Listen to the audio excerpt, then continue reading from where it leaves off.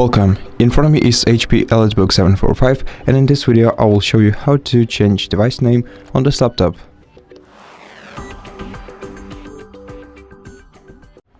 First, open Settings, then go to System, scroll all the way down this list and select About, then click Rename this PC and enter the new name for your device without spacebars. For example,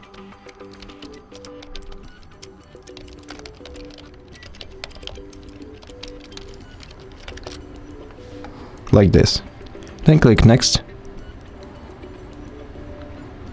And to apply the change immediately, click Restart Now, otherwise you can do it later by clicking Restart Later. I'm gonna restart my computer now, and let's check the result after the laptop restarts.